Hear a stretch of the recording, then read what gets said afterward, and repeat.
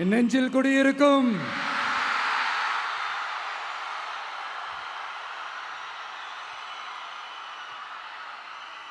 தமிழக மக்கள் உங்கள் அனைவருக்கும் என்னுடைய வணக்கமும் என்னுடைய நன்றிகளும். குறிப்பா திருச்சி கிழக்கு தொகுதி மக்கள் உங்கள் அனைவருக்கும் என்னுடைய ஸ்பெஷல் வணக்கமும் ஸ்பெஷல் நன்றிகளும். இதை நான் ஏன் இப்படி சொல்கிறேன்னா, என்னை இப்போ பெரம்பூர் தொகுதி எம்எல்ஏன்னு தான் சொல்லுவாங்க. பட் ஆனால் அது எலெக்ஷன் கமிஷனோட அந்த சட்ட விதிகளுக்கு மட்டும்தான் அப்படி.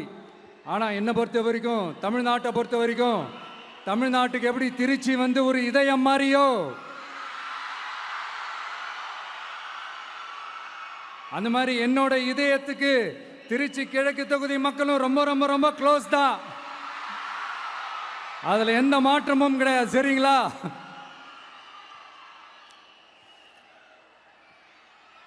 ஆட்சிக்கு சில வாரங்கள் கூட ஆகல. 6 மாசம் அமைதியா இருப்போம்னு சொன்னவங்களாம் 6 நாள் கூட அமைதியா இருக்க முடியல. ஆட்சிக்கு அரை மணி நேரத்திலே ஆரம்பிச்சிட்டாங்க. பாவம், ஒரு கல்யாண வீட்டிலலாம் போய் புலம்பிட்டு இருக்காங்க. நான் சொன்னதெல்லாம் நடக்குதா? 1 by 1 எல்லா புலம்பல்ஸும். அது மாதிரி இத்தனை வருஷமா மாத்தி மாத்தி உங்களை ஏமாத்திக்கிட்டு இருந்த இந்த 2 பேரையும் வேண்டாம்னு சொல்லி ஒதுக்கிட்டு உங்களுக்காக உண்மையா உழைக்க வந்த உங்க விஜய, உங்க அண்ணனை, உங்க தம்பிய முதல் அமைச்சரா இல்ல முதல் சேவகனா ஆக்கியிருக்கிறீங்க. தலை வணங்கி ஒட்டுமொத்த தமிழக மக்களுக்கும் இந்த நேரத்தில் என்னுடைய நன்றியை தெரிவிச்சுக்கிறேன். இந்த நேரத்தில் எங்களுக்கு ஆதரவு தெரிவிச்ச அத்தனை இயக்கங்களுக்கும், அத்தனை இயக்கத்தின் தலைவர்களுக்கும் மீண்டும் என்னுடைய நன்றியை தெரிவிச்சுக்கிறேன்.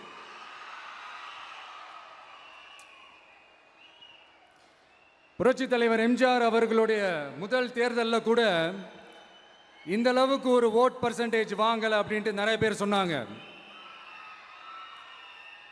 ஆனால் நீங்கள் டிவி கேட்க அவ்வளோ நீங்கள் ஆதரிச்சிருக்கிறீங்க. நான் எம்ஜிஆர் அவர்களோடலாம் நான் கம்பேர் பண்ணல. எம்ஜிஆர் தான். ஆனால் நாம பெரியார், அண்ணா, எம்ஜிஆர் அவர்கள் வழியில் ஒரு அன்பா உழைக்க வந்த உங்க விஜய், அவ்வளவுதான். 1977 நீங்க போடாத ஓட்ட 2026 நீங்க போட்டிருக்கிறீங்க. என்ன ஒண்ணு, இன்னும் கொஞ்சம் அதிகமா ஆதரிச்சிருந்தீங்கன்னா கொஞ்சம் நல்லா வந்திருக்கும்.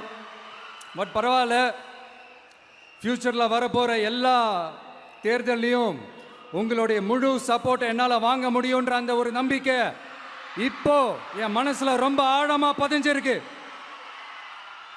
ஏன்னா நீங்க அமைச்சு கொடுத்திருக்கிற இந்த ஆட்சியில எல்லா நன்மைகளையும் நீங்க கண்கூடா பார்க்க தான் போறீங்க அப்படின்ற அந்த கான்ஃபிடன்ஸும் இப்போ என் மனசுல ரொம்ப ஆழமா பதிஞ்சிருக்கு.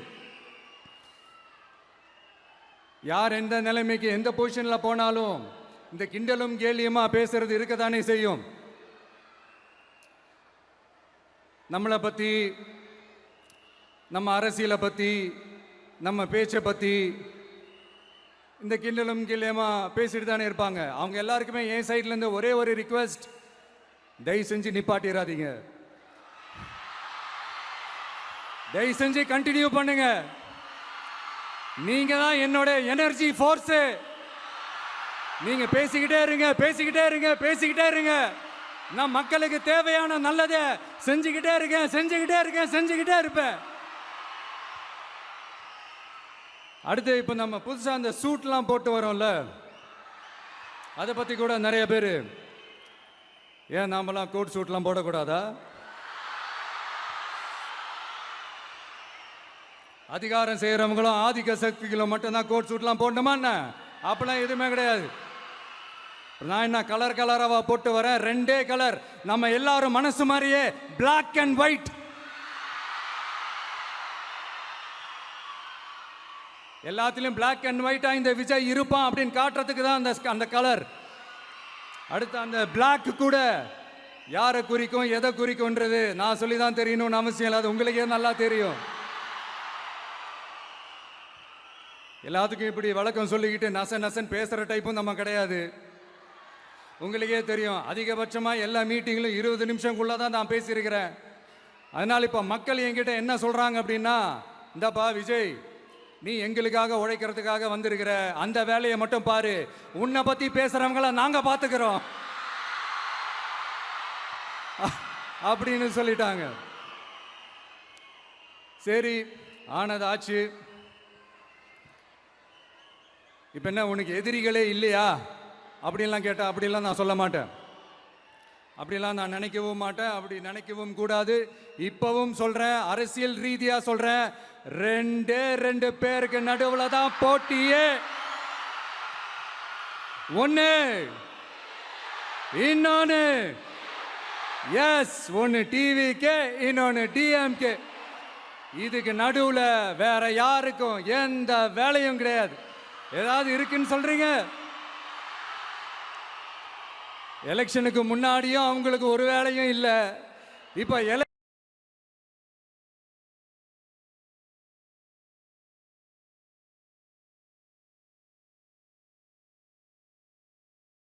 எலெக்ஷனுக்கு அப்புறம் சுத்தம். ஆனா இந்த திமுகவும் மற்றும் பலரும் ஒன்னா சேர்ந்துக்கிட்டு இந்த விஜயோட ஆட்சி வந்துடக்கூடாதுன்னு சொல்லி ஒரு கூத்து ஒன்று பண்ணாங்களே, அந்த கடைசி 5 நாள், அடாடாடாடாடா, நமக்கெல்லாம் ஓஹோ இப்படியெல்லாம் கூட நடக்குமோ என்ன கூத்துங்கிறீங்க. ஆனா ஃபியூச்சர் என்னவா இருக்குன்றதை மட்டும் இப்ப நான் சொல்றேன். உங்களுக்காக உண்மையா உழைக்க வந்த இந்த விஜயா, இல்ல இந்த விஜயோட ஆட்சி அமைஞ்சிடக்கூடாதுன்னு தடுக்க நினைச்ச ஸ்டாலின் சாரா, அவ்வளவுதான். இதுக்கு நடுவில் வேற யாரும் எந்த அல்லு சில்லும் உள்ள வந்து நம்மளை தடுக்கிறதோ எதிர்க்கிறதோ ஏதாவது பண்ணாங்கன்னா நிர்வாகம் அதுக்கு பொறுப்பில்லை ராஜா, நிர்வாகம் அதுக்கு பொறுப்பில்லை. ரிசல்ட் என்னவா வரும்ன்றது அது உங்களுக்கே நல்லா தெரியும். நம்மளை ஏளனமா பேசுறதா நினைச்சு அவங்களுக்கு ஆப்பு வச்சுக்கிறாங்க. திமுக நம்மளை தடுக்க, திமுக நம்மளை எதிர்க்க, திமுக நம்மளை அவமானப்படுத்த அத்தனையும் நமக்கு நன்மையே.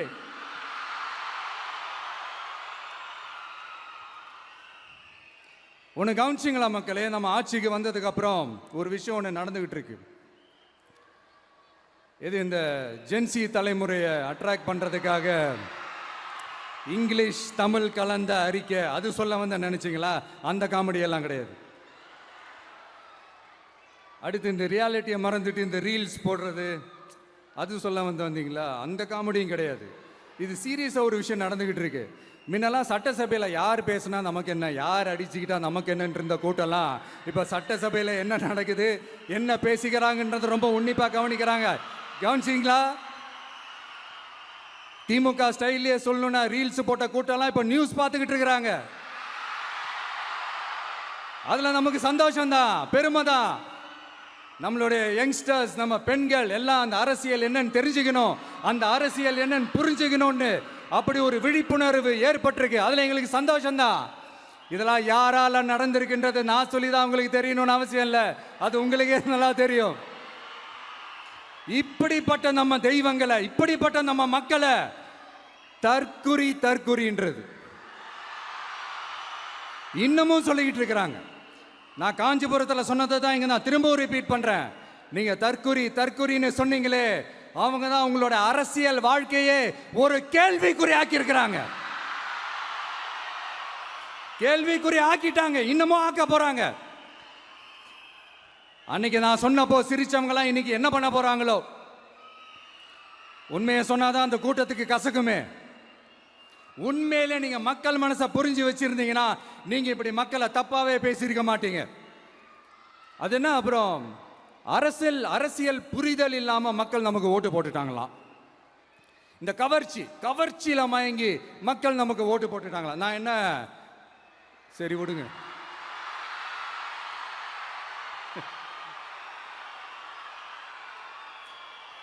மக்கள் அவங்களுக்கு ஓட்டு போட்டா அந்த மக்கள் நல்லவங்களாம். அதே மக்கள் நமக்கு ஓட்டு போட்டா அந்த மக்கள் கெட்டவங்களா? தற்குறியா? இதே மக்கள் தான் இத்தனை வருஷமா உங்களுக்கு ஓட்டு போட்டுட்டு இருந்தாங்க.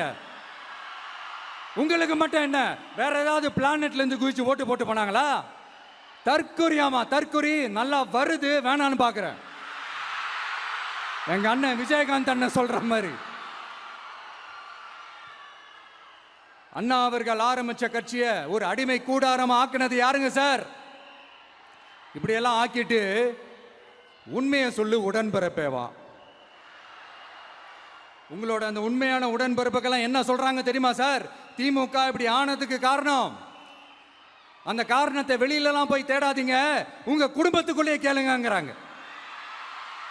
உங்களுக்காக மாடா உழைச்சி தேஞ்சு போய் கிடக்கிறோம்.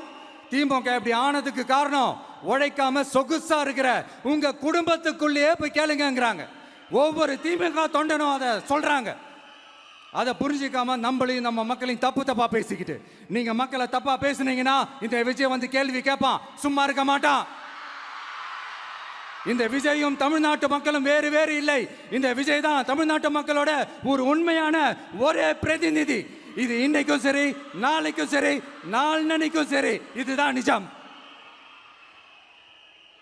மறுபடியும் சொல்றேன், நமக்கும் மக்களுக்கும் இடையே இருக்கிற இந்த பூர்வ ஜென்ம பந்தத்தை, அந்த உறவை ஏதோ இந்த சதிகள் சூழ்ச்சிகள் பண்ணி யாராலையும் எதுவும் கெடுக்கவே முடியாது. கெடுக்க ட்ரை பண்ணீங்க நம்ம ஆட்சிக்கெல்லாம் வரதுக்கு முன்னாடி. என்ன சதிகள், என்ன சூழ்ச்சிகள், என்னென்னலாம் பண்ணி எப்படி எப்படியெல்லாம் தடுத்துடலான்னு. ஆனால் இப்போ ஆட்சிக்கு வந்த இந்த சாமானிய மக்கள் ஆட்சியை நீங்கள் இந்த எதிர்கட்சியாக இருக்கும் போது ஒன்று யூஸ் பண்ணுவீங்களே, இந்த பழைய டெக்னிக்கு, அதெல்லாம் யூஸ் பண்ணி நம்மளையும் மக்களையும் பிரிச்சலாம்னு நினச்சிங்கன்னா அது ஒரு காலம் நடக்காது. மக்கள்லாம் ரொம்ப தெளிவாயிட்டாங்க சார், ரொம்ப தெளிவாயிட்டாங்க. அதனால ஒரு ஆக்கப்பூர்வமான ஒரு எதிர்கட்சியாக செயல்பட்டு மக்கள் மனசை வெல்ல பாருங்க. இந்த கடைசி லாஸ்ட் 1 மந்த்தா நடந்த ஒரு சில விஷயங்கள் உங்ககிட்ட நான் ஷேர் பண்ணணும்னு ஆசைப்படுறேன். இந்த 200 யூனிட் மின்சாரம், கட்டணமில்லா மின்சாரம் அறிவிச்சோம். அதில் ஆல்ரெடி இருந்த 100 யூனிட் திமுக கொடுத்தது கிடையாது. மேடம் ஜெயலலிதா மேடம் இருந்தப்போ செஞ்சுட்டு போனது. ஸ்டாலின் சார் பதவி போன அந்த கடுப்பில் அறிக்கையா விட்டு தள்ளிக்கிட்டு இருக்கிறாரு. என்ன பண்ணீங்க உங்களுடைய ஆட்சியில்? மக்கள் பணத்தை, டாஸ்மாக்ல இருந்து அடிச்ச அந்த பணத்தை, ஊழல் செஞ்ச அந்த ஃபைலை க்ளோஸ் பண்றதுக்கு அலையா அலைஞ்சிங்க. ஆனா இந்த விஜய் மக்களுக்கு தொந்தரவா இருக்கிற அதே டாஸ்மாக க்ளோஸ் பண்ணா. விவசாயிகளோட அந்த கடனை தள்ளுபடி மேக்சிமம் இந்த 1 மந்த்ல என்ன செய்ய முடியுமோ அதை செஞ்சான். நீங்க தான் அந்த நிதி சம்பந்தமா இருக்கிற எல்லா கேட்டையும் லாக் பண்ணி வச்சுட்டு போயிருக்கிறீங்க. அதை சரி செய்ய வேணாமா? அதை ஒழுங்குபடுத்த வேணாமா? அதனால மறுபடியும் சொல்றேன், இந்த விஜய் பொய் சொல்லி ஏமாத்துறதுக்காகலாம் அரசியலுக்கு வரல. உங்க கூடவே நிக்கிறதுக்காக மட்டும்தான் அரசியலுக்கு வந்திருக்கிறேன். அதுல எந்த மாற்று கருத்துமே கிடையாது. கவலையப்படாதீங்க விவசாய பெருமக்களே. அடுத்து இந்த சட்டம் ஒழுங்கு, அது சரியில்லை இது சரியில்லைன்னு சொல்லி திமுகவும் மற்றும் பலரும் மாறி மாறி கூவுறீங்க. நான் ஒன்று கேட்குறேன், இந்த மாடல் அரசுன்னு சொல்றீங்களே, அதில் என்ன செஞ்சு வச்சுட்டு போயிருக்கீங்க? ஒரு ஊர் விடாம, ஒரு தெரு விடாம போதைப் பொருள் கலாச்சாரம் அப்படியே ஸ்ப்ரெட் ஆகி கொட்டி கிடக்குது. அது அப்பவே இனிஷியல் ஸ்டேஜ், அதை நீங்க கண்ட்ரோல் பண்ணியிருந்தீங்கன்னா இத்தனை பெண் குழந்தைகளை, இத்தனை பெண்களை இழக்க வேண்டிய ஒரு சூழ்நிலை ஏற்பட்டிருக்குமா? எல்லாத்தையும் பண்ணிட்டு பழியை தூக்கி ஏன் மேல போடுறாங்க. நீங்க என்ன பழி நம்ம மேல போட்டாலும் மக்கள் நிம்மதியா வாழக்கூடிய அந்த செயலை கண்டிப்பா இந்த விஜய் செஞ்சுதான் காட்டுவான். அதுக்காக தான் எஃபிஷியன்டான போலீஸ் ஆபீசர்ஸ் நான் அப்பாயிண்ட் பண்ணியிருக்கிறேன். எஃபிஷியன்டான அந்த போலீஸ் ஆபீசர்ஸ் டீம் நான் அப்பாயிண்ட் பண்ணியிருக்கிறேன். பெண்கள் பாதுகாப்பான அந்த சிங்க பெண் காவல் படை நெக்ஸ்ட் வீக் அதை இனாகரேட் பண்ண போறோம். தப்பு செஞ்சவங்களுக்கான தண்டனை, அதுக்கான சார்ஜ் ஷீட் எல்லாமே ரொம்ப ஃபாஸ்டா, ரொம்ப ஸ்பீடா செய்யறதுக்கான அந்த வேலையை செய்ய சொல்லி இருக்கிறோம். கோர்ட்ல கூட தப்பு செஞ்சவங்களுக்கான அந்த கடுமையான தண்டனை வாங்கி கொடுக்கறதுக்கான அந்த வேலையையும் ரொம்ப சீக்கிரமா செய்ய சொல்லி இருக்கிறோம். அதனால நீங்க என்ன பழி நம்ம மேல போட்டாலும் உண்மையா உறுதியா மக்களுக்கு தேவையான எல்லா விஷயங்களையும் இந்த விஜய் செஞ்சு தான் காட்டுவான். இப்படியெல்லாம் நம்ம சொல்றதுனால இவங்க என்ன சொல்லுவாங்க தெரியுமா? அவங்க தான் ஆட்சியிலே இல்லையே, அப்புறம் ஏங்க அவங்கள குறை சொல்றீங்க அப்படின்னு கேட்பாங்க. வேரில் வெந்நியை ஊற்றிட்டு போனவங்கள வெளிச்சம் போட்டு காட்டாமல் பின்ன வேற என்ன சொல்லுவாங்க? இதெல்லாம் மக்கள்கிட்ட நம்ம தெளிவாக எடுத்து சொல்லணும் இல்லையா? அதுக்காக தான் இதெல்லாம் சொல்லிட்டு இருக்கிறேன். நம்ம மக்களுக்காக இவ்வளோ வேலை பார்க்குறோம், ஆனால் இவங்க அதையெல்லாம் விட்டுட்டு குதிரை பேரம் பண்ணுறாரு, அது பண்ணுறாரு, இது பண்ணுறாருன்னு சொல்லிட்டு தப்பாக கதையெல்லாம் அடித்து விட்டுக்கிட்டு இந்த தீய சக்தியும் தீந்து போன சக்தியும் அதாங்க திமுகவும் மற்றும் பலரும் ஒன்னா சேர்ந்துக்கிட்டு திருட்டுத்தனமா யாருக்கும் தெரியாம ஒரு ஓரமா மூலையில உட்கார்ந்துட்டு பேரம் பேசி கூட்டு சேர்ந்து ஆட்சி அமைச்சு கொள்ளையடிக்க திட்டம் போட்டாங்க. அது ஏன் தெரியுமா? உங்களோட இந்த டிவிக்கு ஆட்சி அமைஞ்சா அவங்க பொழப்பே போயிடும். அந்த கொள்ளையடிக்கிறது, லஞ்சம், ஊழல் எல்லாமே கத்தம் கத்தம். அதான் இந்த காரணம். அடுத்து ஸ்டாலின் சார், திமுக வந்து இப்போ தீய சக்தி மட்டும் இல்ல, மக்களை விட்டு ரொம்ப தூரமா போன தூர சக்தி, ஓர சக்தி, கோர சக்தி, பார சக்தி. நீங்க எப்போ இந்த தீந்து போன சக்தியோட நீங்க கூட்டு சேர்ந்துக்கிட்டு ஆட்சி அமைக்கணும்னு நினைச்சீங்களோ அப்பவே இந்த திமுக தூர்ந்து போன சக்தியாகவும் ஆயிடுச்சு. நீங்களாம் நம்மளை பத்தி அவதூறு பேசலாமா சார்? இது நியாயமா? மக்களை இவ்வளவு பெரிய மக்கள் சக்தி நம்மளோடு இருக்கும் போது நமக்கு எதுக்கு வேற அரசியல்? எலெக்ஷன்ல 50-60 வருஷமா இருந்த சாதிய உடைச்சிருக்கிறோம், மதத்தை உடைச்சிருக்கிறோம், காசு கொடுத்து ஓட்டு வாங்கறத உடைச்சிருக்கிறோம். நாம எது செஞ்சாலும் கான்ஸ்டிடியூஷன்ல தான் செய்வோம். நாம சிங்கிள் மெஜாரிட்டி வாங்கி இருந்தாலும் நம்மள நம்பி முறையா கூட்டணியில கட்சியில ஆதரிக்க வர்றவங்களை அரவணைச்சு தான் இருப்போம். நான் இப்பவும் மீண்டும் டிக்ளேர் பண்றேன், டிவிகே ஆட்சி எந்த பாகுபாடும் இல்லாம எல்லாருக்குமான ஒரு ஆட்சியா தான் இருக்கும். அதுல எந்த மாற்றமும் கிடையாது. ஸ்டாலின் சார் மாதிரி ஊசலாட்டம் இருக்கவே இருக்காது. மதச்சார்பற்ற கொள்கையில சமரசமே இல்லை. மாநில உரிமைகள்ல விட்டு கொடுக்கவே மாட்டோம். நதி நீர் உரிமைகளை விட்டு கொடுக்கவே மாட்டோம். சமூக நீதி, சம நீதிய, சமத்துவ நீதிய ஒரு நாளும் விட்டு கொடுக்கவே மாட்டோம். அதனால திருச்சி கிழக்கு தொகுதி மக்களே, தமிழ்நாட்டில் இருக்கிற 234 தொகுதியும் நம்ம தொகுதி தான். அதுல எந்த கட்சி ஜெயிச்சிருந்தாலும் அது நம்ம தொகுதி தான். பெரம்பூரா இருக்கட்டும், திருச்சி கிழக்கா இருக்கட்டும், எனக்கு 2 கண்கள் மாதிரி. அதுலயும் திருச்சி கிழக்கு என் செல்ல புள்ள மாதிரி.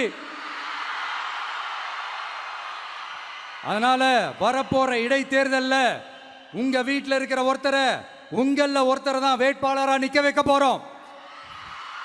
நீங்க எப்படி இந்த விஜய்க்கு ஆதரவு கொடுத்து ஓட்டு போட்டு ஜெயிக்க வச்சீங்களோ அதே மாதிரி வரப்போற இடைத்தேர்தல்ல உங்களுடைய அந்த வேட்பாளரையும் ஜெயிக்க வைப்பீங்கன்ற அந்த ஒரு நம்பிக்கை நான் முழுமையாக தான் நம்புறேன். உங்களுக்காக உழைக்க வந்திருக்கிறேன். உங்களுக்காக எல்லா விஷயத்தையும் நான் பார்த்து செய்வேன். ஊழல் இல்லாத, லஞ்சம் இல்லாத ஒரு ஆட்சியை நான் கொடுப்பேன். I understand. ஒரே நாள் அது நடக்காததான், மேஜிக் இல்லை. பட் ஒரு நாள் அதை நான் நடக்க வைப்பேன். எனக்கு இப்ப வேற எந்த வேலையும் இல்லை உங்களுக்காக உழைக்கிறத தவிர. என் கடன் இனி என் மக்களுக்கு பணி செய்து கிடைப்பதே. மீண்டும்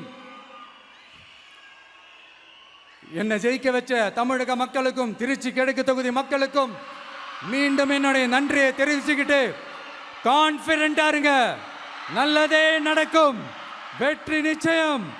மீண்டும் சந்திக்கும் வரை நன்றி, வணக்கம்.